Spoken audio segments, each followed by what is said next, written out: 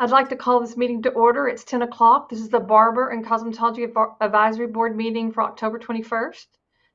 Thank you all for joining us.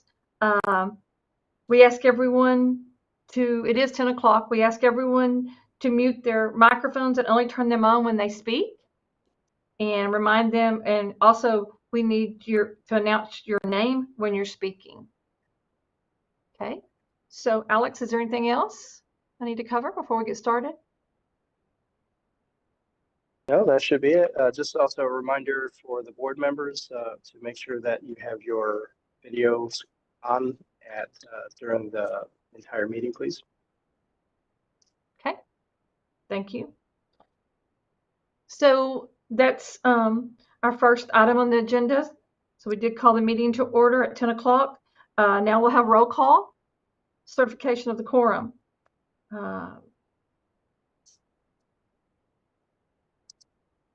Alex, do you want me to call roll, or do you do that? I can call them. Okay, thank you. Dietrich Leonard. Dietrich Leonard here. Ron Jameson. Here. Natalie Inderman.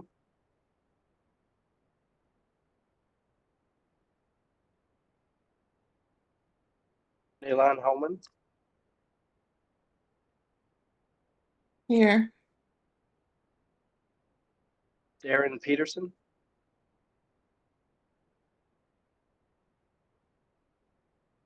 Laura Valdez. Laura Valdez here. Aurora Farthen.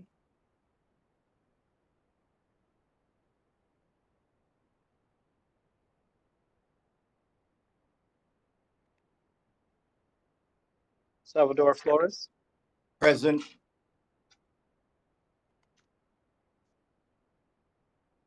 And Mary Pashaw Lindsay, presiding officer. Present.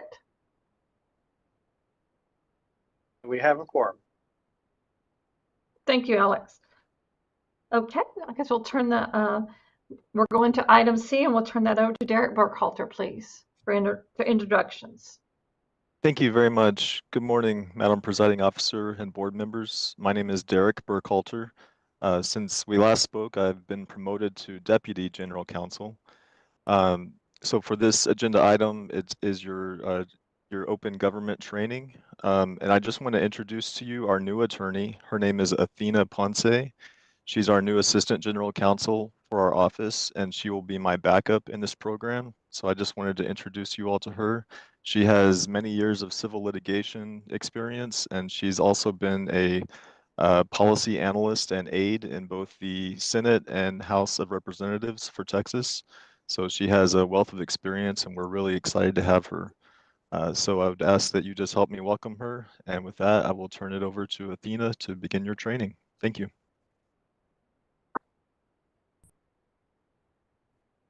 Thank you, Derek. Good morning, everyone. Good morning, Advisory Board. Thank you for being here this morning. Can everyone hear me okay? As Derek mentioned, I'm Athena Ponce. I'm a new Assistant General Counsel with TDLR, and I'm going to be presenting the statutorily required training that we're going to go through today. I'm going to try sharing my screen to provide this PowerPoint presentation. Hopefully there aren't any issues with that. I'll share my screen right now.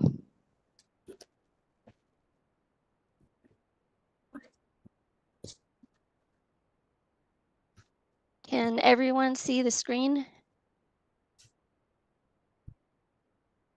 So as mentioned, yes. This is the Barbering and Cosmetology Advisory Board Open Government Training. My name is Athena Ponce. I'm an Assistant General Counsel with TDLR. This training will involve training for the Open Meetings Act, the Administrative Procedure Act, and the Public Information Act. We'll start with the Open Meetings Act training. The purpose of the Texas Open Meetings Act is to ensure open and transparent government. The act requires meetings of governmental bodies to be open to the public and to be preceded by public notice of the time, place, and subject matter of the meeting. The provisions of the act are mandatory and are to be liberally construed in favor of open government.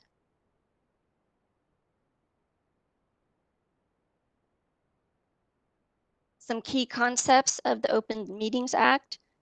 First, quorum. A quorum is a majority of the members of the advisory board or committee as fixed by rule or statute. A quorum of a governmental body, including an advisory board or committee, must meet in order to take an official action. If less than a quorum meets, the board or committee may have discussion but may not take any official action. Deliberation. Deliberation or discussion means a verbal or written exchange among a quorum of a governmental body or between a quorum of a governmental body and another person concerning an issue within the jurisdiction of the governmental body. Our next key concept is meetings. A meeting occurs anytime a quorum of a governmental body engages in deliberation regarding public business or public policy over which the governmental body has supervision or control, or any time the body takes formal action. Another key concept is notice. The act requires advance written notice of the date, time, place, and subject of each meeting held. TDLR provides this notice in the form of an agenda. Notice must be filed with the Texas Secretary of State at least 7 days before a meeting and must be posted online both by TDLR and the Secretary of State. A board or committee may not engage in discussions about a subject not included in the agenda. What about social functions, conventions, and workshops? Keeping in mind that a meeting occurs whenever a quorum of a governmental body engages in discussion about an issue within the governmental body's jurisdiction, can members ever meet in an informal setting without violating the Open Meetings Act? Yes. Members are free to engage in conversation that is incidental to the event. However, the discussion will be subject to the Open Meetings Act if quorum of members is involved, and the members either engage in a discussion or make decisions about board or committee business or take formal action. Key points to remember. Always be aware of any situation occurring outside of a properly noticed meeting in which a quorum of members is present or engaged in discussion. Do not engage in substantive conversations relating to board or committee business or policy when a quorum is involved and you are outside of an officially noticed and scheduled meeting. Beware the walking quorum! Exclamation mark. Walking quorum. A walking quorum occurs when fewer than a quorum of members engage in discussion about official business and then communicate those discussions to other members. While fewer than a quorum of members participate in the initial communication, subsequent communication with other members will result in a quorum discussing official business outside of a public meeting. As an example, on a 5-member advisory board, 2 members exchange phone calls and emails expressing thoughts on an upcoming rule change and exchange research that they have each individually performed regarding the issue. One of the board members subsequently forwards the exchange to another member. The members have now engaged in a walking quorum by engaging in a small group discussion outside of a properly noticed board meeting. Walking quorums can occur during conference calls, video conferences, hallway discussions, emails, text messages, and other new technologies. The walking quorum concept, combined with newer technologies such as Twitter, Facebook, and instant messaging, raised new issues about meetings and compliance with the Open Meetings Act. Some best practices to avoid a walking quorum are: to avoid a walking quorum, members should not meet in small groups, discuss board or committee business, and then communicate those discussions to other members. They should not send emails or text messages to a quorum of members regarding official business, even if each email is addressed and sent to each member individually, or create posts on social media about board business where a likelihood exists that a quorum of members could participate in discussions, or ask a quorum of members, even on an individual basis, for feedback or comments on board or committee business outside of the public meeting. This is also called polling, which is essentially conducting an informal vote on an issue. These are some guidelines for open sessions. A board or committee is limited to discussing the specific items on the agenda. During the public comment portion of the meeting, members of the public are given an opportunity to speak, and the presiding officer may set reasonable limits on commenters. A member of the public or a member of the board may raise a subject that has not been included in the agenda. However, any discussion of the subject must be limited to a proposal to place the subject on the agenda for a future meeting. Guidelines for open sessions, best practices. To avoid violating the act on the basis of insufficient notice, members should limit discussions to the specific agenda items contained in the posting filed with the Secretary of State. Avoid allowing discussions regarding specific agenda items to wander off course into new issues that have not been noticed to the public. Not respond to or discuss issues that are raised during public comment but which are not on the agenda. And specifically identify items for future agendas and communicate those items to TDLR staff. There are penalties and remedies for Open Meetings Act violations. The civil remedies are any interested person, including the media, may petition the courts to stop actions taken in violation of the Open Meetings Act. The Open Meetings Act also specifically states that an action taken in violation of the act is voidable. Criminal penalties include members who knowingly participate in a walking quorum or who knowingly participate in a meeting that is close to the public are subject to misdemeanor criminal penalties. The penalties are a fine of $100 to $500, confinement and county jail for 1 to 6 months, or both the fine and jail time. Some best practices include avoid communications that involve a quorum of board or committee members about official business outside of a properly noticed public meeting. During open meetings, confine discussion to items specifically posted on the agenda. And shown on this slide are some Open Meetings Act resources involving the Texas Attorney General's site and Texas Government Code Chapter 551, as well as a contact for the TDLR General Counsel's Office. Next, we'll go through training for the Administrative Procedure Act. The purpose of the Texas Administrative Procedure Act, or APA, is to establish minimum standards of uniform practice and procedure for state agencies, and to provide for public participation and transparency during the rulemaking process. The APA definition of rule is a statement of general applicability made by a state agency that implements, interprets, or prescribes law or policy, or that describes the procedure or practice requirements of a state agency.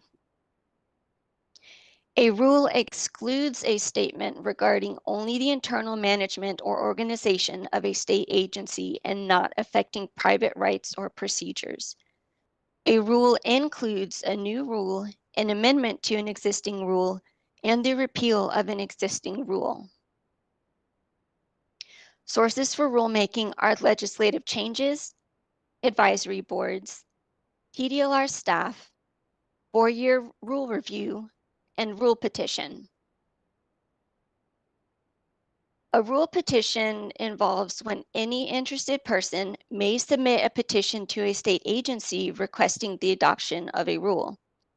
An interested person is anyone who is a Texas resident, a business entity located in Texas, a governmental subdivision in Texas, or a public or private organization that is not a state agency but is located in Texas. The Administrative Procedure Act rulemaking process is depicted by the chart on this slide. It begins with rule idea and drafting, followed by internal review and analysis, and then review by the governor's office, which then moves to the first advisory board meeting, then proposed rules filed with the Secretary of State and plain talk summaries, which are posted online. Proposed rules are published then in the Texas Register, and it is followed by a 30-day public comment period, and then a review of public comments. After this, there's a second advisory board meeting, and then proposed rules can be adopted at the commission meeting. Adoption notice will be filed with the Secretary of State and published in the Texas Register, and then the effective date of the rules will follow. The Administrative Procedure Act rule review process starts with programs on a 4-year schedule, and then a notice of intent to review, followed by a public 30-day comment period. The General Counsel then reviews comments and makes a recommendation to the Commission. The Commission then reviews the rule filing and comments and may re-adopt the rule. And then the advisory board will be presented any comments and may recommend changes.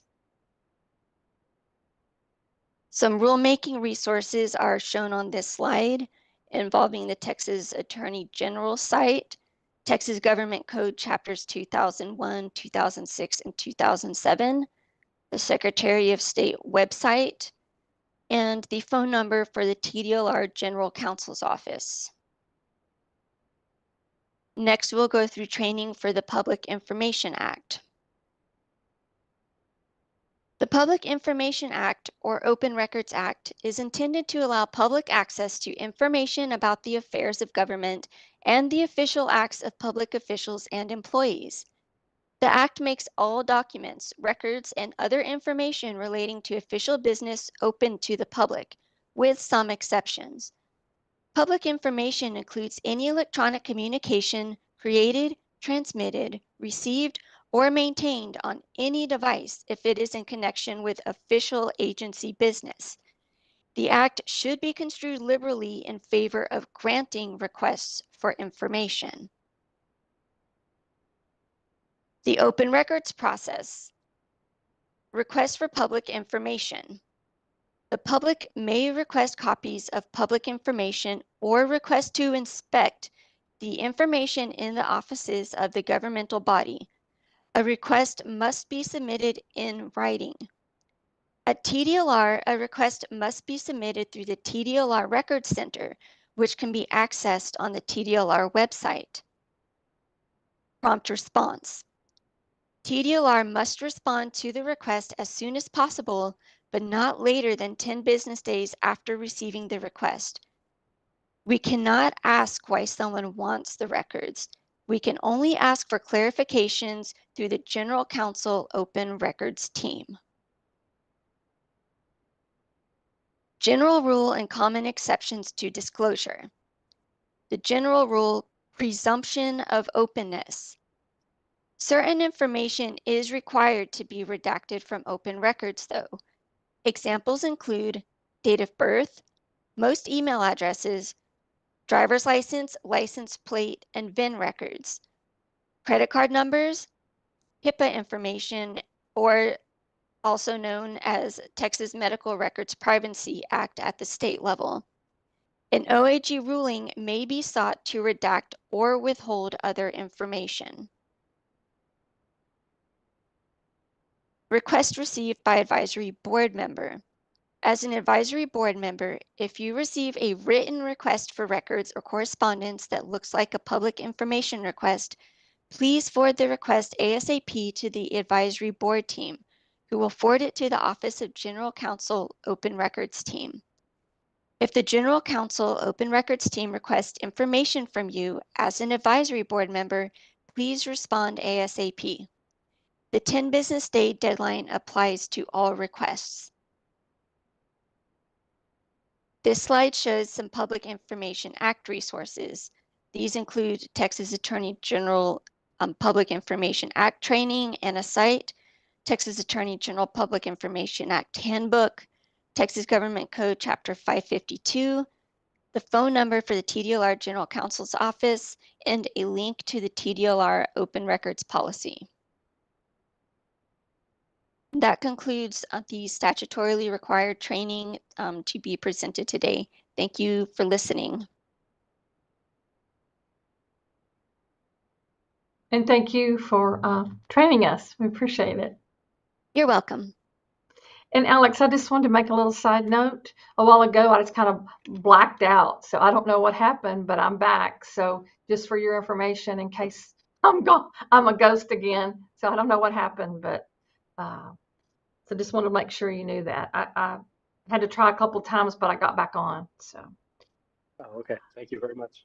Uh-huh. And just to let you know that Ms. Enderman has entered the meeting as well, so she is here. Welcome, Ms. Enderman.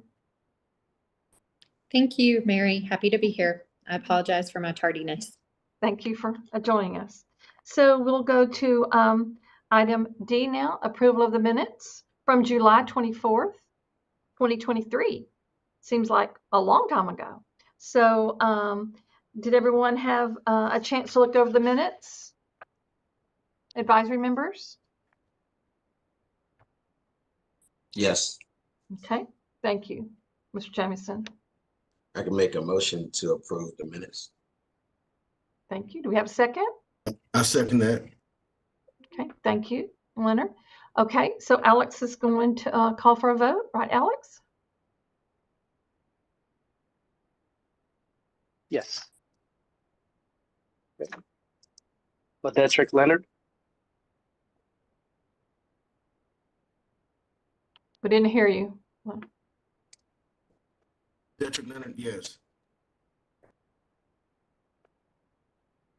Ron Jemison, Yes, Ron Jemison, yes. Natalie Enderman, Approve. Nayland Holman, Nayland Holman, yes. Aaron Peterson, Laura Valdez, Laura Valdez, approve.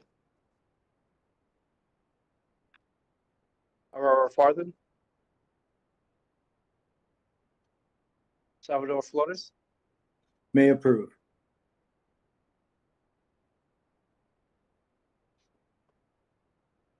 and Mary Pascal Lindsay, presiding officer. Approve. Mary Lindsay.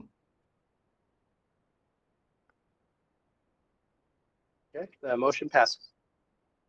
Thank you, Alex. Okay, we'll go to item E, and that's going to be public comment. And we have one public comment that's in a written comment for the board, and it's Jennifer Buck, who wishes to speak for public comment. Jennifer will have 3 minutes. Is she there, Alex? The board will not be allowed to ask questions. I have checked, and Ms. Buck has not signed on yet. Okay. So we're going to go ahead and then come back if she enters. That's fine. That's what we're going to do? Yes, ma'am. Okay, thank you. Thank you for checking.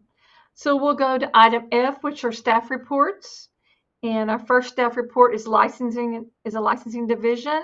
And I think Yvonne Lopez is going to give that report for us. Is that right, Alex? Yes, ma'am, she is. And let me get Okay. the step reports up. Thank you. There was a little change there, so I want to make sure I was on top of it. Oh, yeah. Good morning, Madam Presiding Officer and Advisory Board members. Thank you for your attendance. So Yvonne Lopez, Licensing Division Manager for this program. As you see, we have the licensing statistics that are showing the number of licenses, new licenses issued, percent of new licenses issued online, renewal licenses issued, and percent of renewed licenses issued online.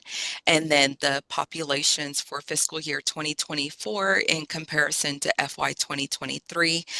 You'll see the populations for the programs grew overall for the practitioners. And then the licensed establishments also grew from FY 2023 by a little under 2,000. We did just recently implement the Class A barber application online, so graduating students are able to apply online, but that did not start happening until fiscal year 2025, which was September 1st of 2024. So at the subsequent meetings, we will start to see the populations for the percent of new licenses issued online for Class A barbers. And you'll see our licensing email contacts went down. So which is good. We're happy to see these emails trending down. That means that's indicative of us presenting information on the internet, maybe a little clearer, maybe our customer service is doing a good job of answering questions so they don't need to be escalated to the licensing division. Scrolling down to our current projects.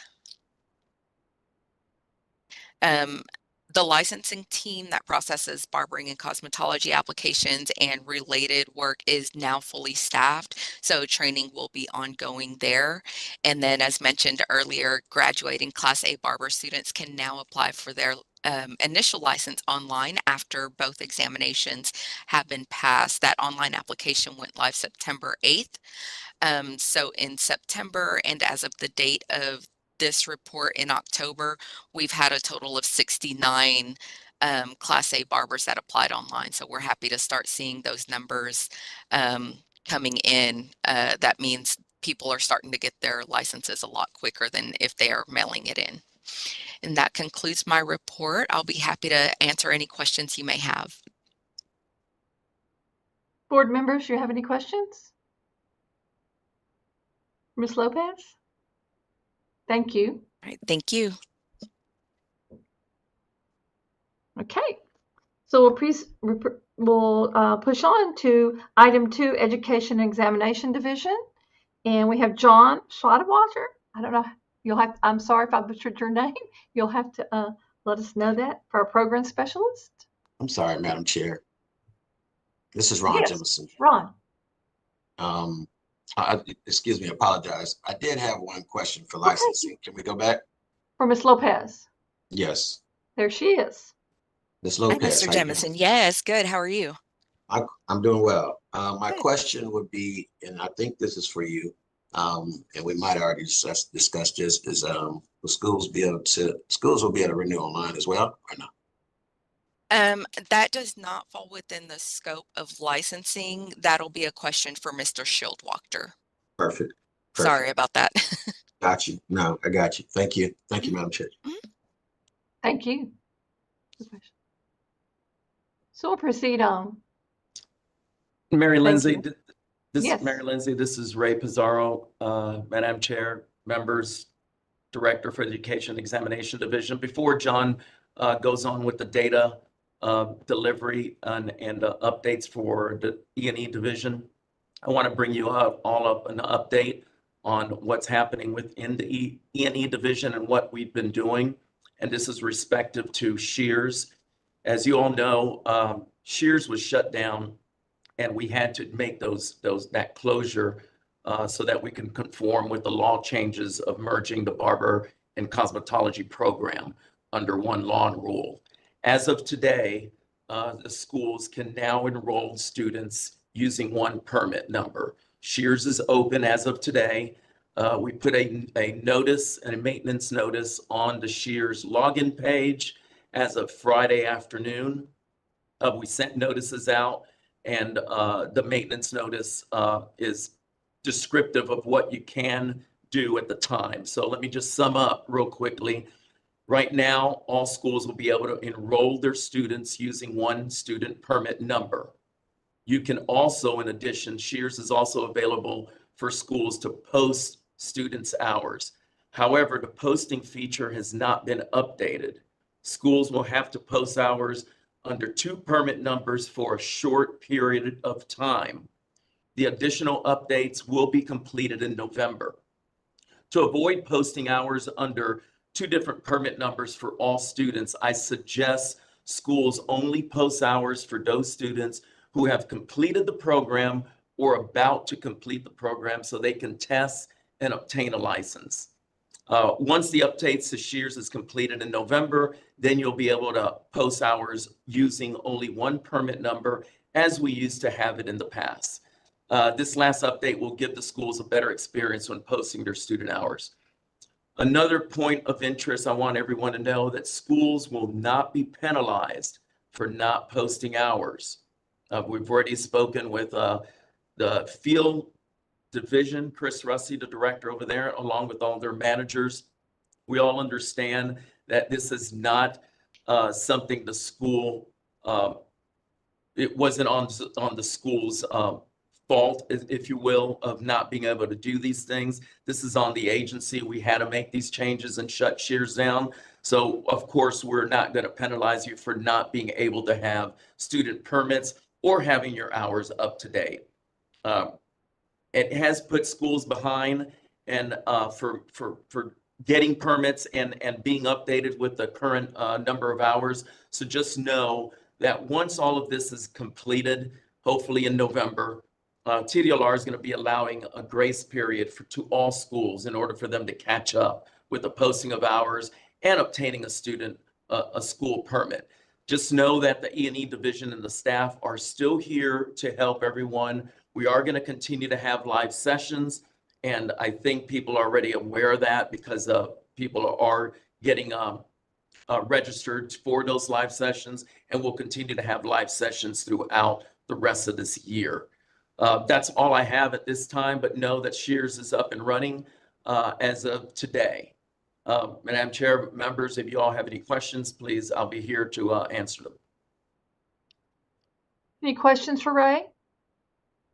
Thank you, Ray, for joining us today. This is Laura Valdez. I have a quick question.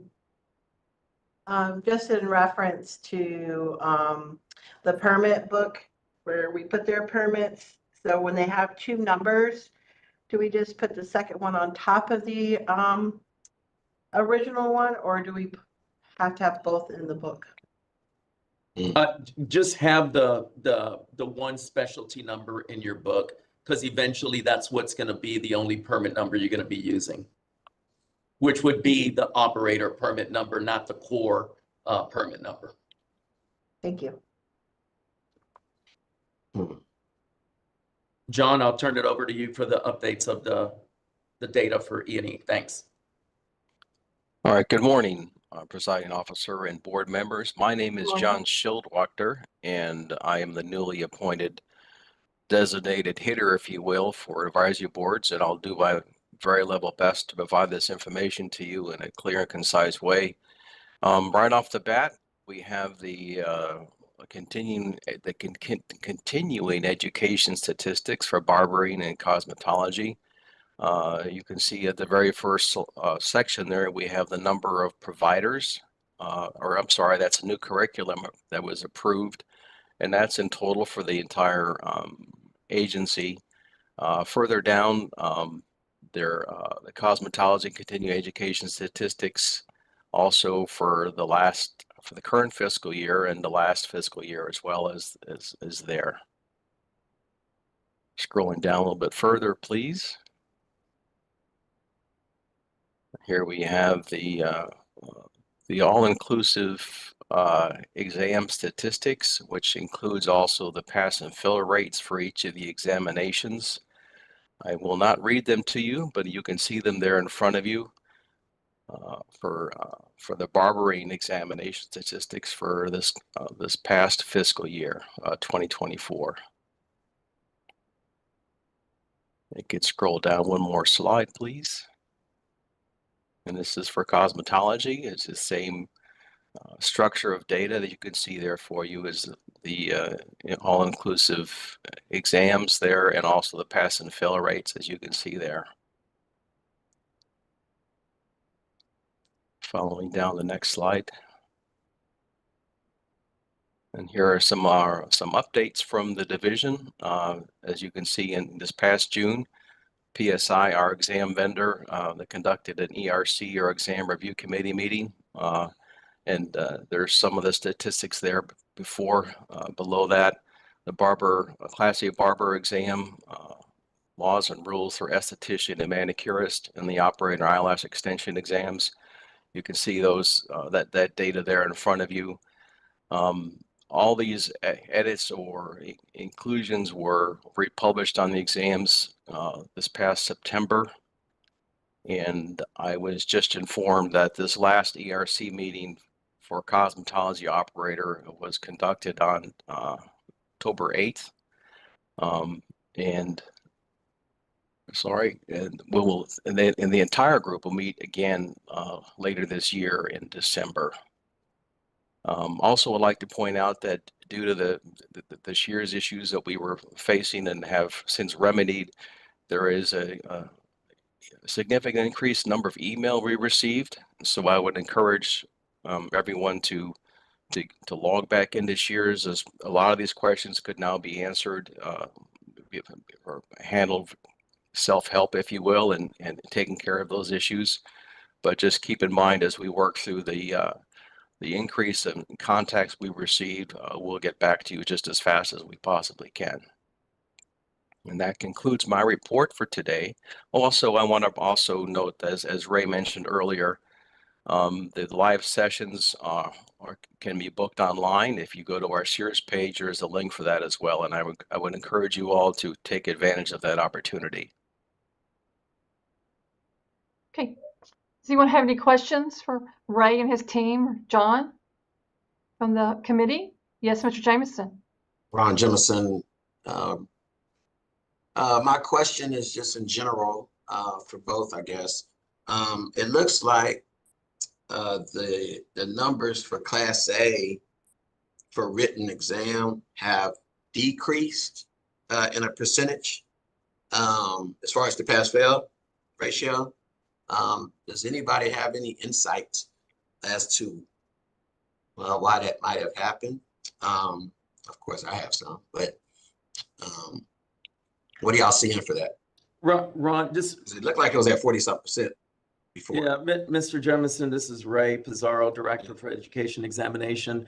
I would say there has been a lot of, as you all know, the testing has slowed down because of the closure of shears, right? We're trying to get a lot of the old, if you will, barber numbers, because we're transitioning them to the new shears. A lot of those students we're trying to flush them out of the old barber shears. Just as of last week, we've had over 300 eligibilities sent over to PSI just for Class A barbers. So we're talking a large numbers of individuals who are now just getting around to testing and being eligible. So I wouldn't, the numbers are the numbers, as you all know, and I've always said, Ron, that those are the numbers we have, but I don't think the fluctuation of that could be because of the lower numbers at this point in time during these last few months. Those numbers, we may see it increase or be right back where it used to be.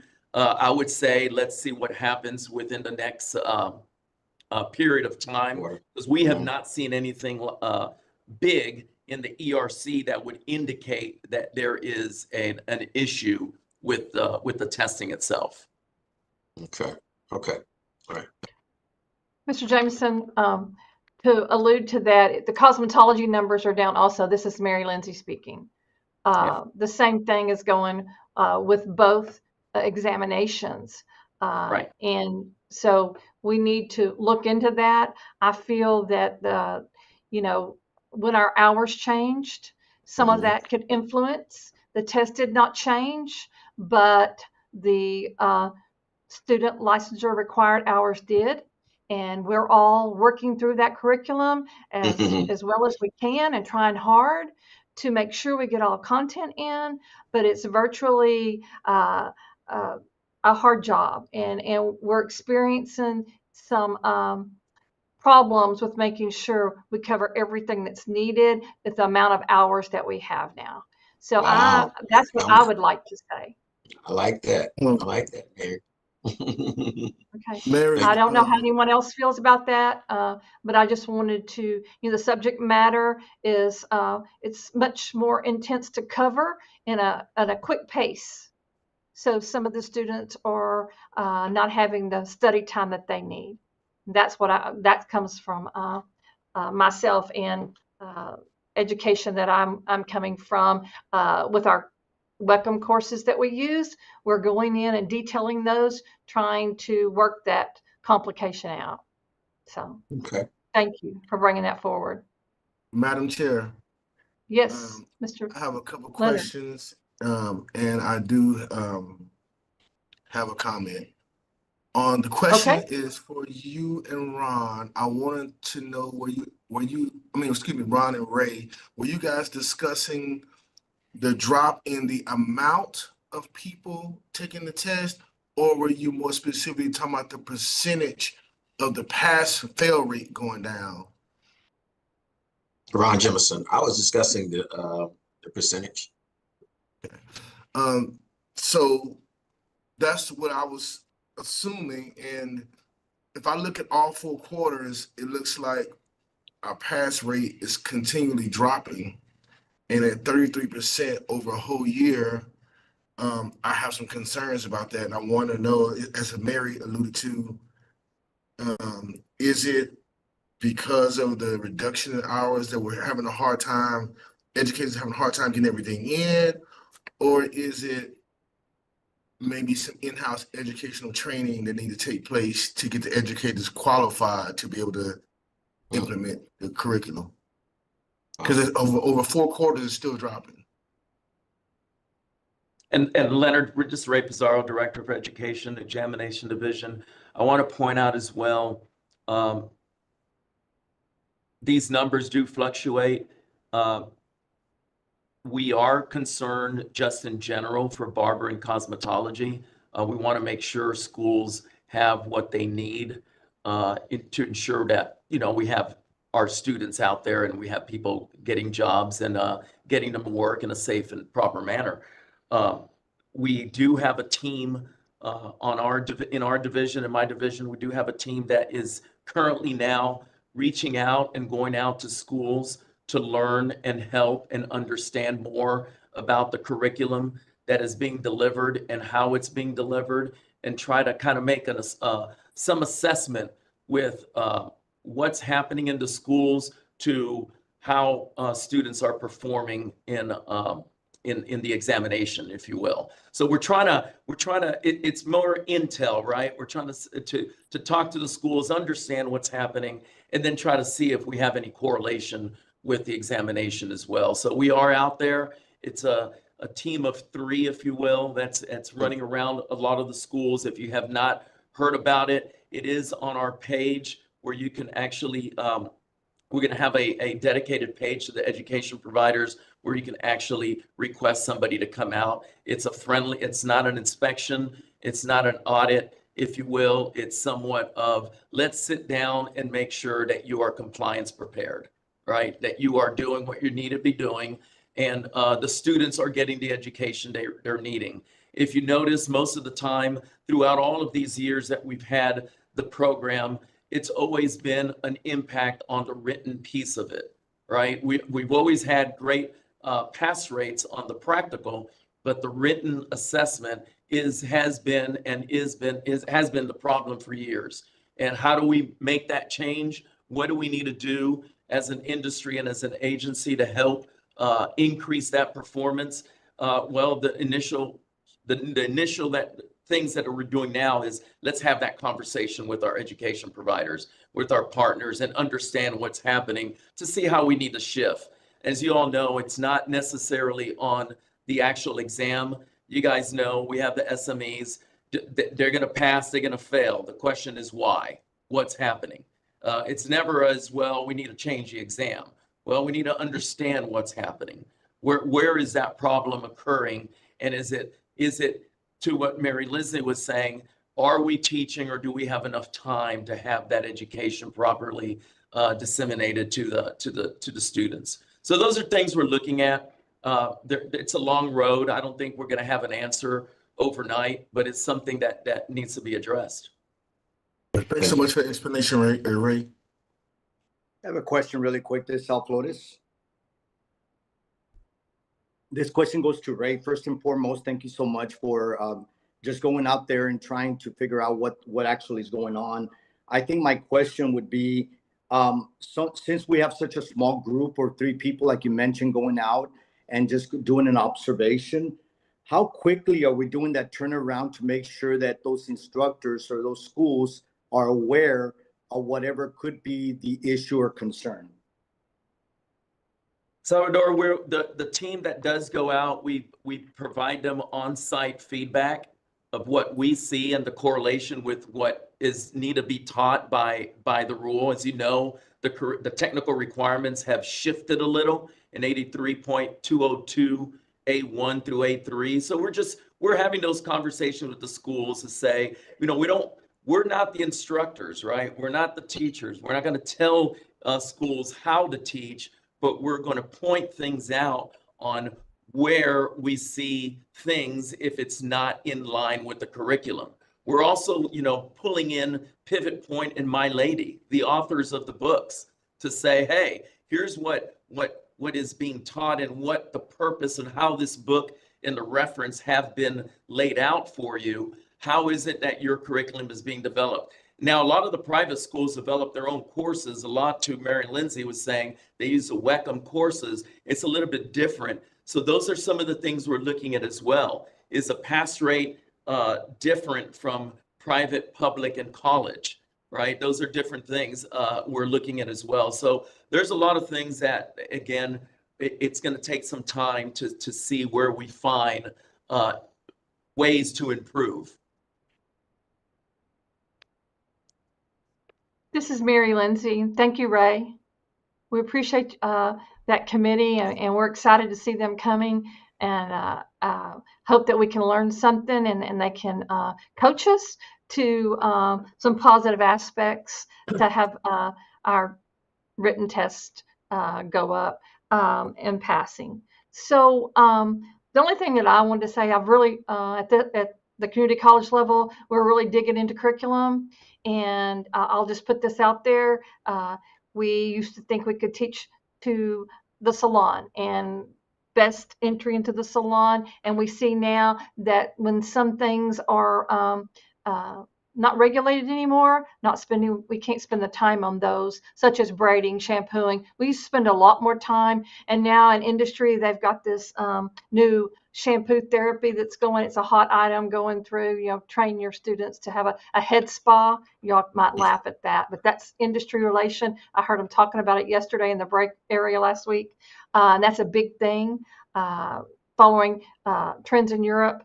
We won't be able to do that anymore. We've got to get to our curriculum with Milady, with Pivot Point, stay directly on the chapters that relate to the exam. I see the schools teaching more to the exam than ever before, because we had time that we could teach more to industry standards and salon techniques that after we had finished our basic curriculum. And now I don't see us affording that time. So we're always willing to work on that and help any way we can, and meet with other school owners and department chairs, whoever's deans out there, to work towards a common effort to see what we can do about curriculum and how we can best practice teaching. And that committee that E&E has provided us with, I think we'll work with that too, and we appreciate that. Thank you. Anyone else? Madam Chair, we have two hands of Ms. Valdez and Mr. Okay, Jefferson. Ms. Valdez. It's Laura Valdez. My comment is not about the exam. I agree with everything that's been shared already. It's more on the continuous education and what are the requirements for them to renew their approved curriculums or class courses that they're teaching. Because I experienced when I was doing my continuous education, it was old information. It was information that's really old, like from our previous licensing that we had. And it was an approved vendor through TDLR. So is there an inspection or something happening with the continuous education to make sure that they're staying current with the information that they're sharing? Thank you for that question. This is Ray Pizarro, Director for Education Examination Division. All continuing education courses are approved for 1 year and they must be renewed. And we do look at the information to make sure that they're providing newer information. Now, to your point, we are doing audits on providers. That's something also fairly new. We're auditing the providers and their courses. We want to make sure people are getting the newest and the latest, right? Because to that point, Class A barbers will be required to have CE, and that's coming in 2025. Once we've stabilized shears, as you heard me earlier, and we get that going, our next focus is to look at the CE for Class A barbers and what the providers are going to be able to provide them coming forward. But yes, we always want folks to provide the latest and greatest. There are the topics are in our rules on what a provider should be providing and what courses an individual must be taking. And that's more now, right now, to cosmetology. We're going to be updating that for barbers here soon, and it's going to be somewhat similar, we hope. And there's going to be meetings with our providers to educate them as well. We're going to have these sessions with them so that they understand these are the things Class A barbers will need, and everyone else, not only Class A barbers, but the cause industry as well. I agree. There may be some old courses out there, and we do need to get them up to speed. And my staff is doing. They're making sure that they do try to get that newest information out there. We don't want to be approving old information over and over and over. So we're going to have to look at other ways as well, because as you know, Laura, there is a lot of there's not a lot of new material, if you will. If you look at Pivot Point and My Lady, there's a lot of somewhat same information out there. And how do we make that shift? How do we get providers having the freshest, if you will, information out there? Because at a minimum, they just have to do these things, right? And it's also at a minimum where an individual would have to complete. And a lot of those courses sometimes may be repetitive, but new course, if you will. So that's another issue we're looking at as well. That's kind of something that is on our radar, and we'll see how we can tackle that in the future. But I hear your concerns. I think the biggest concern was because it was over rules and regs that they were going over. And so maybe when something to have in consideration is if the rules and regulation have changed, then they should make an immediate change versus having till the end of their year to update that information. Because it just decredits the purpose of having continuous education, especially when it comes to the rules and the regulations. Duly noted. I think that's a great suggestion because we do, Laura, have something similar like that in our driver education program. When something is changed in law and updated, we've asked them to make those changes immediately. And we do it by a form, signing a form. I think that's a great suggestion. I'll have to get with our general counsel to see if we have to tweak anything in our rules. But I like that. I don't think that's a big ask. It's something that can be, that can, and I think I agree it should be done. Thank you. Thank you, Ray. Next, there was someone else, Alex? Ron Jemison, Frank, well, I'm about to say Franklin, Lord Jesus. Yes, I think that, I know that TDLR, when we had the strategic meetings, I think those were very good because it allowed the public and, you know, others to come and speak and actually hear about the new changes that were coming about. So we do applaud those things that you guys, TDLR, is doing. I think at one of the meetings I attended in Houston, I remember hearing about, well, I think somebody mentioned, or I mentioned about the salons and the shops of having more, or either putting them on blast or something where somebody feels the effect of not having a license. So I mean, if we really want to get down to the nitty gritty of why somebody is not passing an exam, sometimes it is a collective thing that's going on because we are opening up salons like crazy and shops like crazy. And so they need staff. And so these kids, I mean, not kids, I'm sorry, these youngsters that are coming in, once they get a call off of Instagram or social media to come work in my shop now, and they're going. And so, yes, as a school owner and a school owner for years, of course, there's always been a challenge to stop bootlegging and stuff like that, right? But we always hear the schools. I've been hearing the schools since my parents were on the board. And sometimes it's not just the schools, it's the shops as well that have to put on. I mean, we got our commission-based shops that screen well, and you have to have, you know, they do an interview process and stuff like that. But just think about a lot of the boot rental salons that are shops that are out there that need to pay their bills as well, that they're just going out and get somebody to cut some hair or whatever the case may be, just because they need to fill them chairs up. So it's a combination of some things that's going on. And I think that if we're going to be a strong board, that we need to not to stop just putting these things up under the rug, and let's talk about them. Because if we don't bring them forward, yes, we haven't had a meeting in a year, but if we don't bring it forward, maybe we can have more quorums and talk about it, because these are some of the real issues that are out here. And the fact that we're going online, the fact that we're doing all these things that's going on, is about 100,000 schools that's opened up now, and they haven't been born into this stuff or raised up in it, like, you know, like the real nitty gritty stuff that really goes on in this industry. And they have trouble paying their bills as well. And so then you find some other stuff that's going on, you know, that I don't even want to talk about right now. But at the same time, I think that it is very important that we really tackle what's really going on before we lose this industry, because I'm very, you know, I know that everybody on this board is very passionate about this industry and we need to save it. But when we see numbers like this, it makes the argument of what people did at Capitol Hill when we were on Capitol Hill, it kind of substantiates it to say, why do they have to go to school if they're not even passing the exam, right? And so as a school owner, yes, of course, I'm concerned about it, because I fight every day. I have an assembly next week before Halloween talking about attendance, right?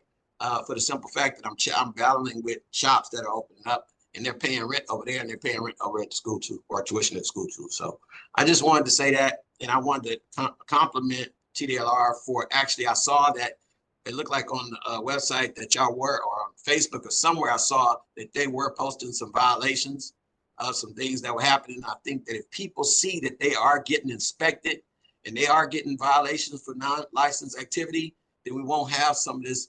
We will have an increase of people wanting to go to school and staying in school to get a license, just like college or whatever the case may be. And we can strengthen our programs and our industry so we can keep this thing going for a lifetime and generations to come. Thank you. Thank you, Mr. Jameson. We appreciate it. Any more questions? Was there another hand, Alex, that was up? Or is that No, Mr. those were the Jameson only had two. his hand up? Those Okay. were the only two. Okay. Thank you. Thank you, Laura. Thank you, Mr. Ron Jameson Jr. Okay. If there's no further questions for E&E, education examinations, we'll conclude that and go to our number 3, customer service division. Are we ready for that? Patricia Estelati? Hi, yes, good morning, advisory board members. My name is Patricia Castellan. I'm a manager in customer service, and I'm filling in for Claudia Enriquez to deliver our statistics for today. Our report shows our contact stats for fiscal year 2024 as well as fiscal year 2025. And so far things seem to be pretty consistent. Please let me know if anybody has any questions.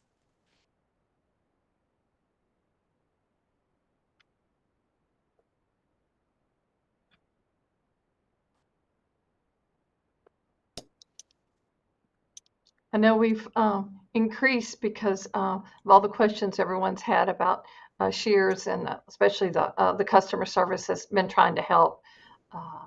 And it's been hard. It's been rough. We appreciate the help Our on staff that. up to date as much as we can. So, we're just flowing with the changes, but, we seem to have a pretty good handle at this moment. So we're Looks very like it. grateful for that. Thank you. And we appreciate you reaching out and having patience with all of us during this time. Of course. Board members, you have questions?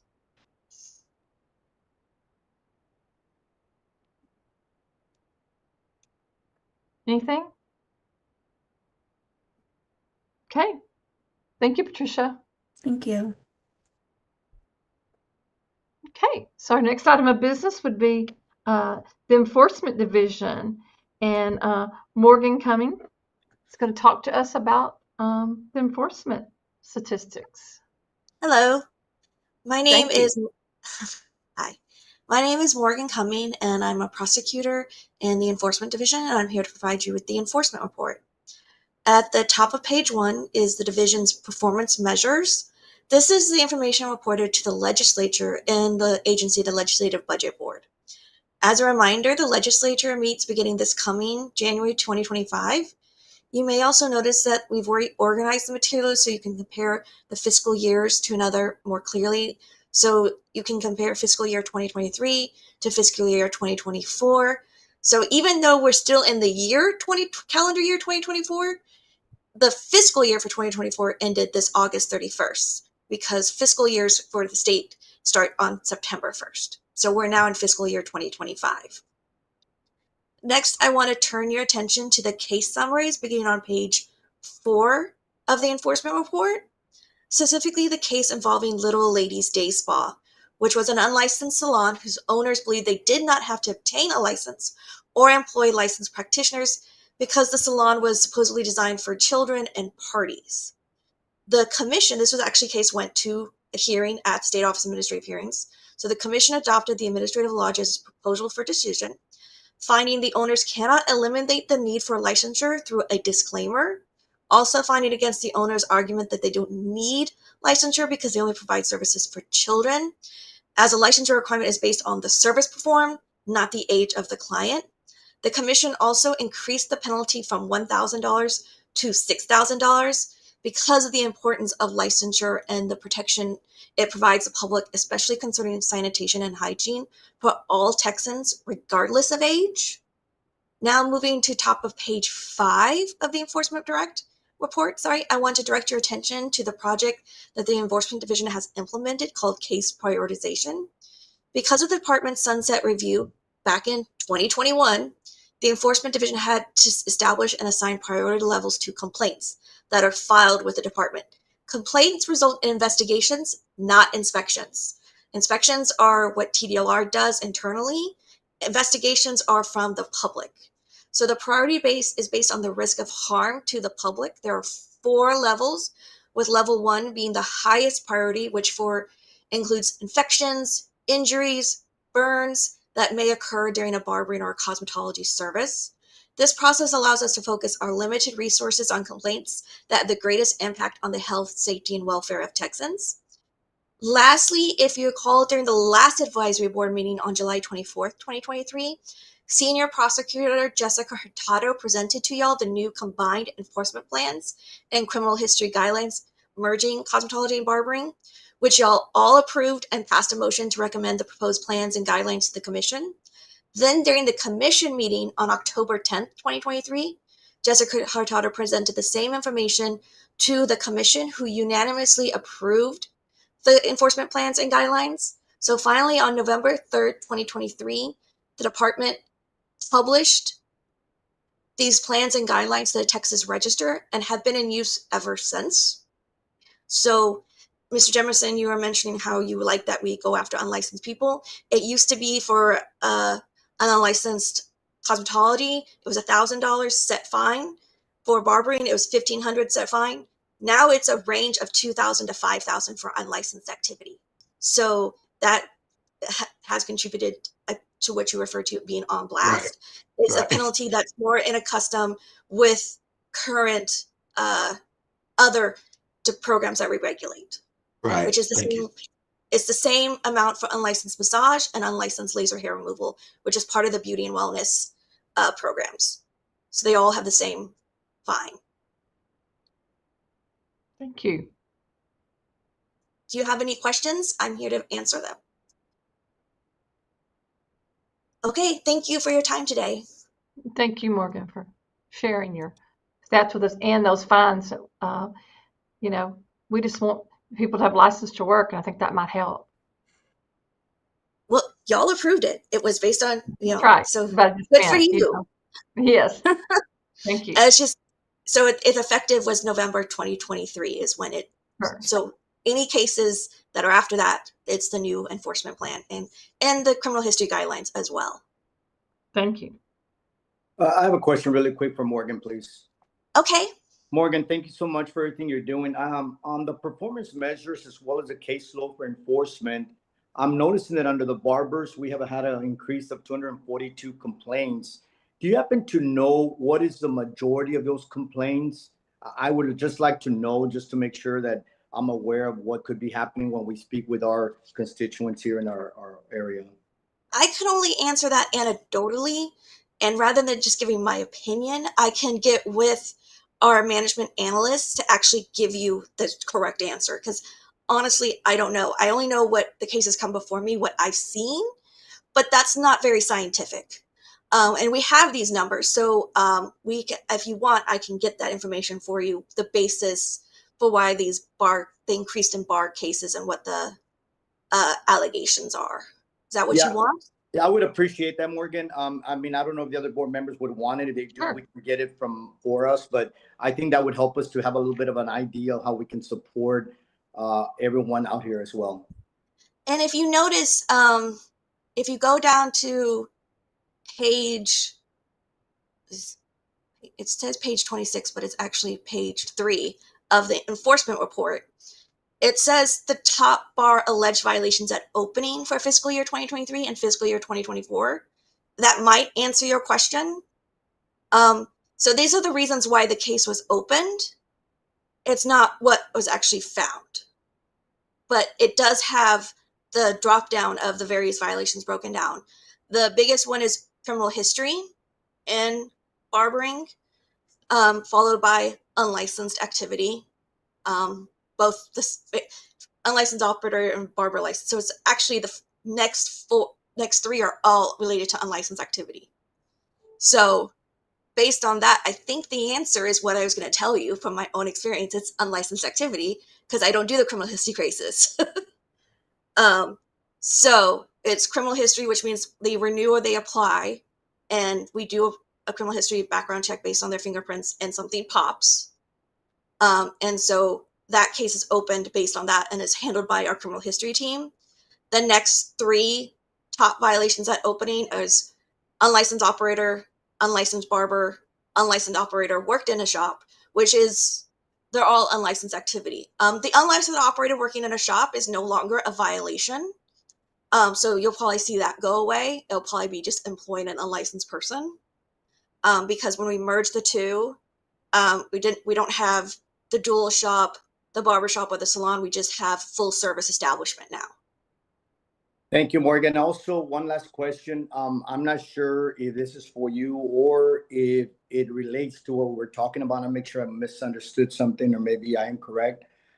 There is online, there's a barber and cosmetology penalty and sections that sanctions that we actually provide to say what is the penalty and the amount for something that they find.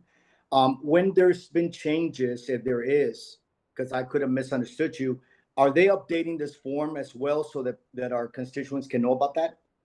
Well, so for sure it's on our website, publicly available. Yes. And so that's the main, I'm not sure if we did a newsletter blast when the enforcement guideline and criminal history guidelines changed, like we do with rules. That would be best answered by the people who handle the blasts, and that's not me. So I don't know is the answer. But I did answer your first question successfully, I think. But I will find out if we did do a blast in November 2023 telling them of the changed enforcement plans and criminal history guidelines. But they are available on our website, publicly available to anybody. So for sure it's that way, but I'm not sure, like, when we change a rule or when we have a meeting like this advisory board, there's a an email gets sent out to anybody that's subscribed. I'm not sure if that happened in November 2023, but I can check. Yeah, no, it's not about sending out the email. I think it's more about making sure that on the website it is updated. That's all I'm asking for. No, it's completely updated on the website. All right, I appreciate that, ma'am. We did not start using it until it was both published in the Texas Register, which is where the rules get published for public comment, and on our website. Yay. Anybody else? Morgan. This is Laura Valdez. I had a question. Okay, more than willing to answer it. And it may be a little bit outside, but do you ever come across, like with these that are unlicensed, is there any category if they were a student? And it's because I know a lot of students work in salons while they're going to school, but they're not supposed to do hair. Yes, we do. I do assess penalties and go after students who are working in establishments without a license, that if they're performing services that are regulated. So if they're just washing hair or they're just shampooing hair and they're just doing maybe hair braiding, which is not, those things have been deregulated, or if they're just a receptionist or they're just in essence watching. A lot of them will just go and be a receptionist, but they'll also observe, but they don't actually do anything. Like, let's say they just hold the foil and hand it to the cosmetology operator who's doing the color. That's fine, right? Because that's not actually performing a service. So we actually look at what they're doing in the establishment, whether it's permissible or not. We also look at their online advertisements and their social media, because part of the definition of cosmetology barbering is offering for compensation. And compensation just doesn't mean money. Like, if you're doing it to get additional education or to get more clients or to promote yourself, that is a form of compensation. Compensation is not limited to monetary means only. So we do look not just at what's going on in the establishment itself, but we also look at what they're doing online as well. And do you notify schools if those violations happen?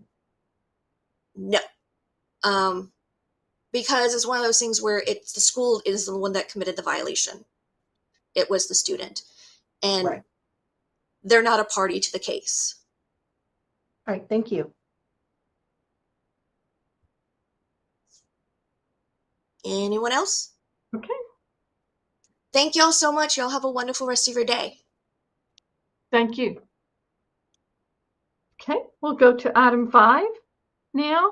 It's our compliance division, and we'll ask Sean O'Neill to give a report. Good morning, Madam Chair and board members.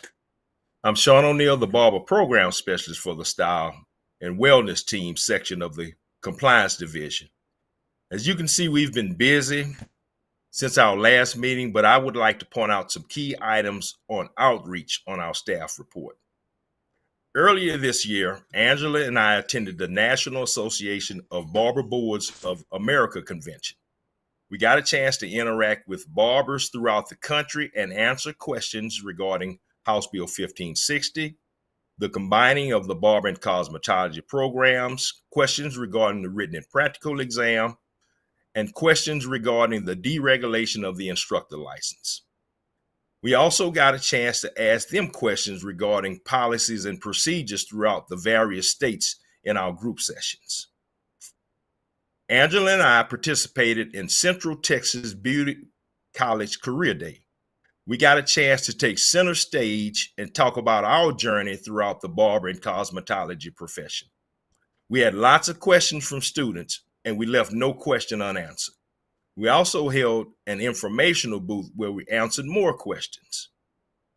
Angela, Jerry Gonzalez, and I participated in the Aesthetic Open House Conference where we held an informational booth. We met school owners, licensed estheticians, and students enrolled in the esthetician program throughout the Dallas area. We were able to answer questions pertaining to the difference between aesthetic services and non-surgical medical cosmetic procedures. Angela, Jerry, anti-traffic team member Gloria Newton, and I attended the premier San Antonio Hair Show. We provided assistance to licensees with enrolling in continuing education courses, as well as answering various questions regarding rule and statute change since the combining of the Barber and the Cosmetology program. Gloria was able to distribute flyers to educate licensees on human trafficking awareness within our program. On October the 27th and 28th, Angela, Jerry, and I will have an informational booth at the Image Expo Hair Show where we will be available to answer questions. Or if you want to stop by just to say hello, please do so. If you have any upcoming conferences, meetings, or professional association gatherings, virtually or in person, that you would like for us to attend, please contact Angela or myself. And that concludes our staff report, and I'll be happy to take questions or comments at this time. Okay. Thank you, Sean. We appreciate it. Thanks. Anyone have any questions for Sean or Angela?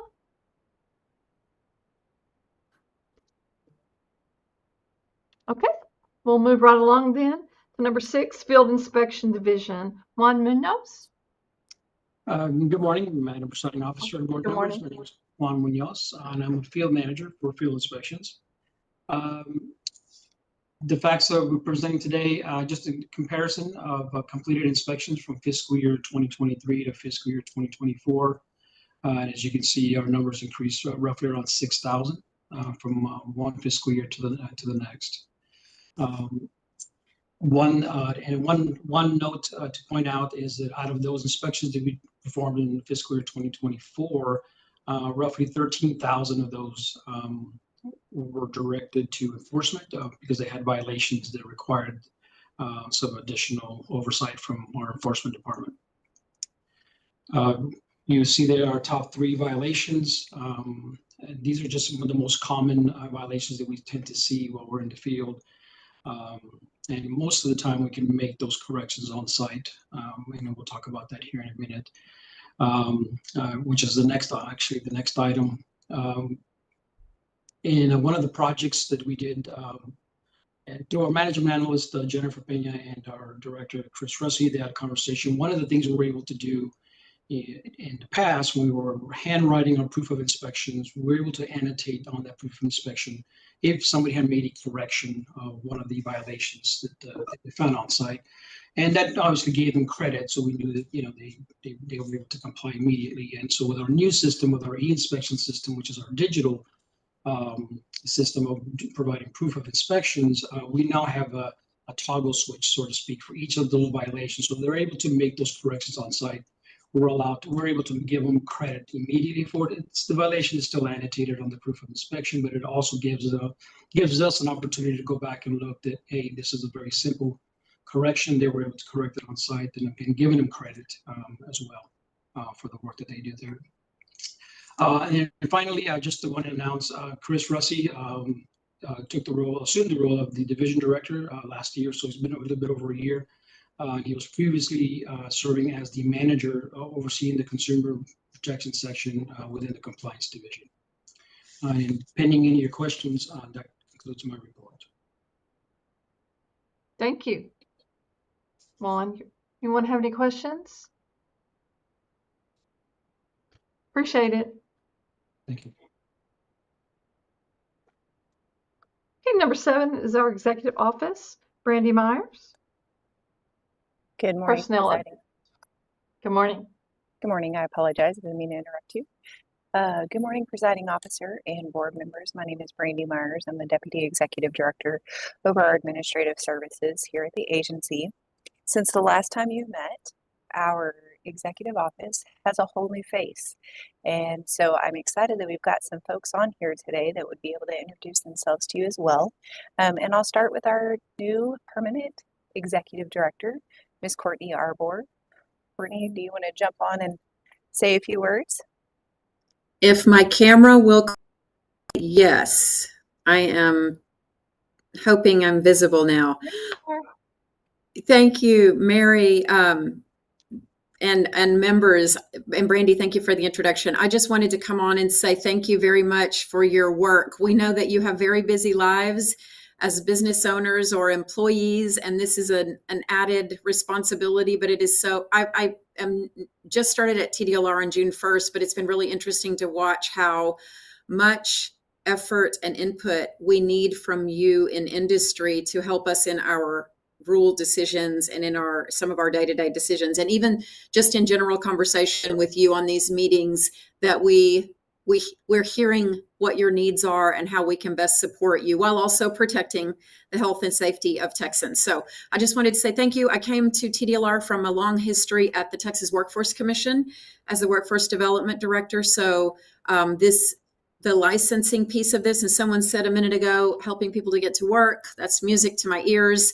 And we, of course, keep that in mind in everything we're doing. So thank you all for everything you do and for your hours and hours spent with us each year as we need your help. Thank you. Thank you for coming today. Thank you, Courtney. Next, I'd like to introduce Mr. Steve Bruno. He's our Deputy Executive Director over our licensing services, and he's going to introduce himself.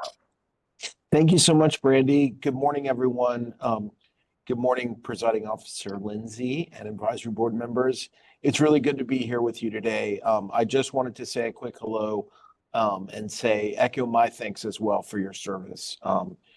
Your industry is so incredibly important to our state, and I know how passionate each of you are about it. And we just genuinely appreciate your service, and we look forward to continuing to work together. So I just want to say thank you. Thank you. Thank you, Steve.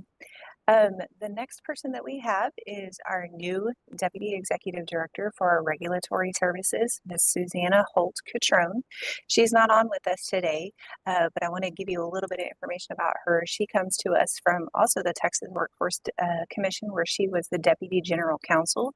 She's overseeing litigation and employment law issues. She's also served as the Director of Human Resources Management, and she is the deputy, like I said, over our regulatory services. So she oversees our enforcement division, our field inspections, and compliance divisions.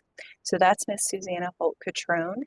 And lastly, again, I'm Brandy Myers, Deputy Executive Director for Administration. I've been with the agency for a little bit over 5 years. I've been with the state for over 16. And with the agency, I started as the Chief Financial Officer and became the Deputy Executive in November of last year. So not new to the agency, but relatively still new-ish, I guess you could say, to the role. But excited to serve with the leadership team that you've met today, and Ms. Susanna as well. And we're here to just be your partner in any way we can. Thank you so much, and I'm happy to answer any questions you may have. Thank you, Randy. Any questions? Okay, we appreciate it. Okay, we'll go to item G now.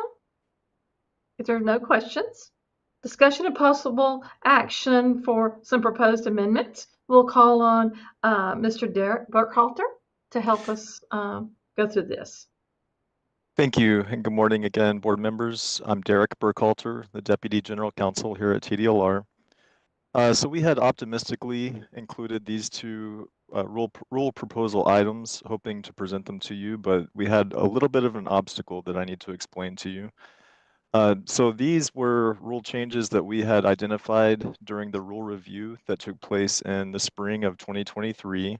So they're just, changes identified by staff, removing obsolete transition provisions and things like that. And so there's no deadline associated with these. These are just improvements that we had drafted. One of those changes included a proposal to change the license term for schools from a 1-year term to a 2-year term.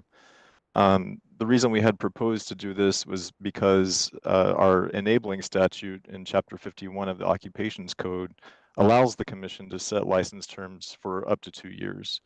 But we took a close look at the program statutes, and in Occupations Code section 1603.3001, there's actually a specific provision that requires or provides that a school license expires on the first anniversary of the date it is issued.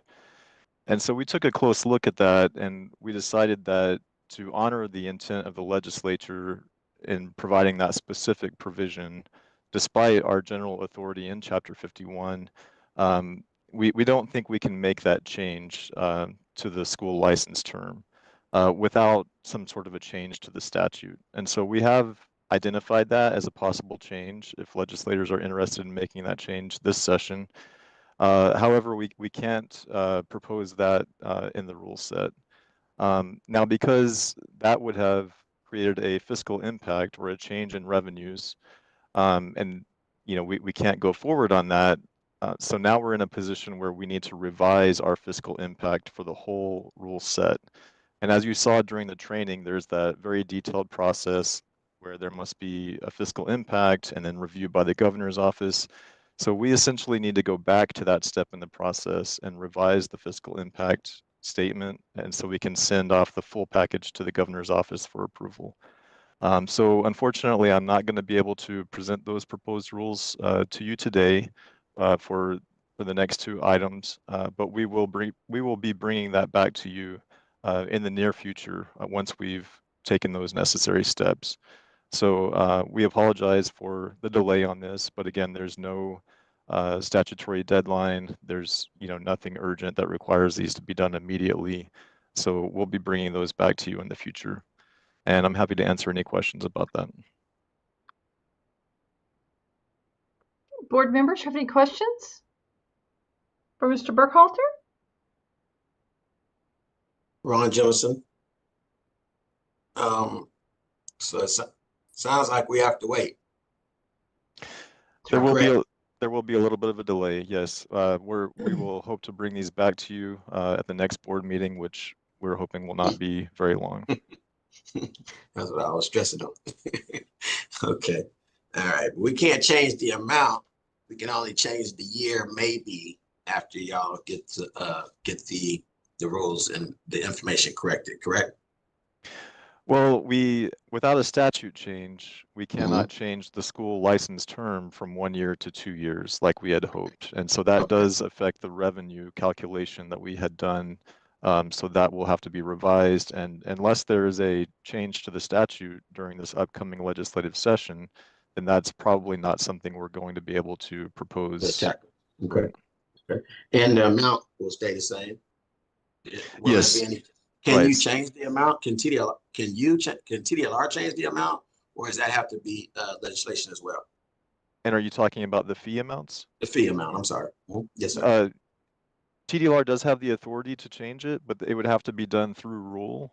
And so we would have to do it through the rulemaking process as part of this package. And so that, if we're not going to change the school the length of the term, then there would be no reason to change the fees associated with that. Understood. Understood. Thank you. This is Laura Valdez. So is it my understanding that nothing in G or H will be discussed then? It goes together as a package? Yes, that's correct.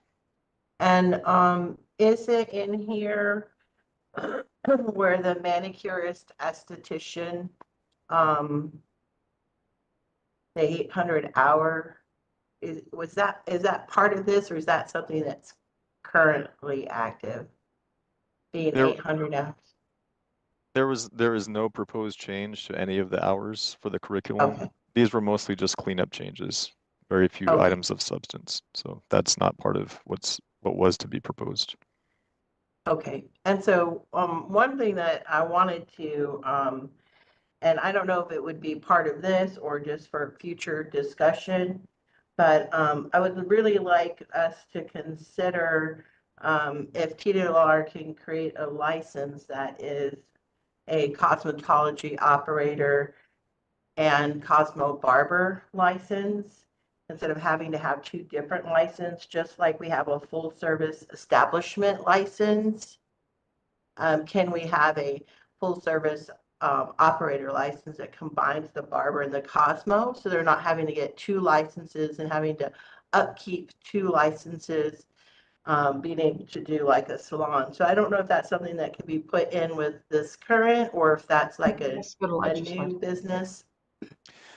That would require a change to the statute. The types of licenses that we have are based on exactly what is in the statute. And so we don't have the ability to change those. And so any change like that would have to go through the legislature. And is that something that y'all could bring up to the legislature, or where do we start to get it into the legislature thinking about it? Well, the department can't really lobby for changes. If we're asked questions by legislators, we can respond to those questions. But if you have ideas for changes, you would need to go to your legislator to ask for those, or through your association. But TDLR can't really initiate other than just changes for efficiency's sake. We can't really push for any changes on our own. Thank you. You're welcome. Mr. Jameson, I heard you ask a question earlier that I don't know if we got clarification, if it was in the works to be able to pay for your school license online. Did I hear that? I did ask that question earlier, I think. I think it was So Ray. maybe we could get someone to answer that. Sean, are you still on the line? I think we did have some updates as far as barbers being able to do things online. I don't know if we've lost Sean.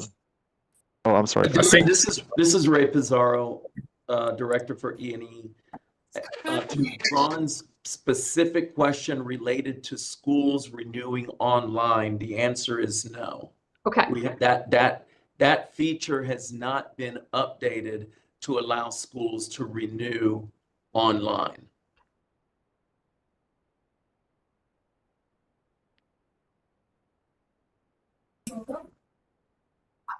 I do want to add what has changed, Ron. The students that graduate now, they can apply for that initial license online. Yvonne mentioned that earlier. So it makes the process much faster for getting a license. At one time, mailing in that coupon, it took months, but now, within 7 days, you can obtain that license. So that's new.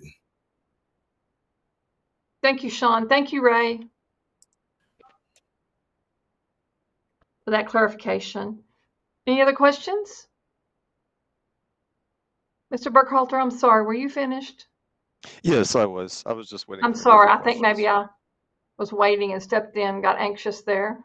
No, you're fine. You're fine. Okay. Okay.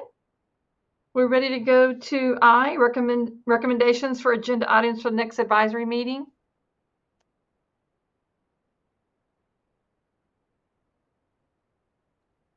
Anyone have suggestions for the agenda for next meeting? Okay. This is Laura Valdez. I would Okay, Laura. just I would just reiterate the written exam and more discussion on how we can make sure that, you know, we get that rate up. So.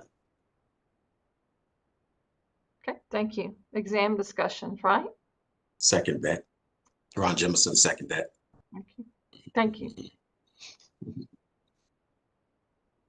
Anything else?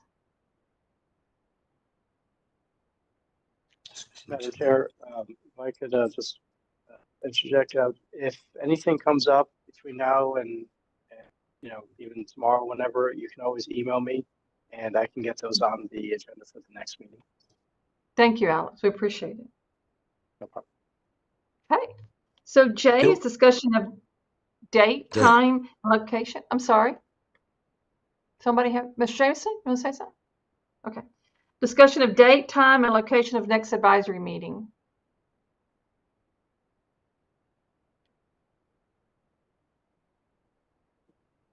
For that, Madam Chair, I will also poll the board just as for this one.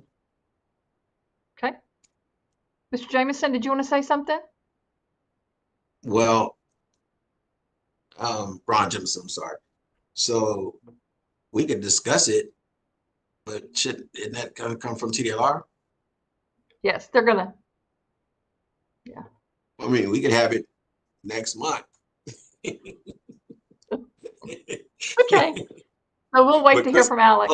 Holidays coming up, so I'm sure it's gonna be what after the beginning of the year. I'm sure, right? But we know now our contact is Alex, so we can email if we need something, right? Thank you. Sounds good. A lot of good people here. Any other questions? Okay. Yeah, I just want to Salvador? say something really quick. I really appreciate the fact that there's always given us like 3 different dates so we can kind of like all work together. So that really makes it so much easier. And definitely I agree with Ron. I think we should try to do it before the holidays if possible, because it does get pretty tight for people that travel and so on. I think Mr. Jameson was talking about like after the holidays. Am I correct, Mr. Jameson? Yeah. Okay. Thank you. Okay. Well, now we can adjourn the meeting if anyone doesn't have any further business. Thank you for everyone it is 11:37. Thank you all for your comments and attending today. We appreciate it. Thank you for your service. Anything else? Alex, anything you'd like to say? We're gone? No, ma'am. Just thank you for everyone. Okay. And for Thanks a your lot. service. We appreciate it. Thank you all. See you next time. Yes, ma'am.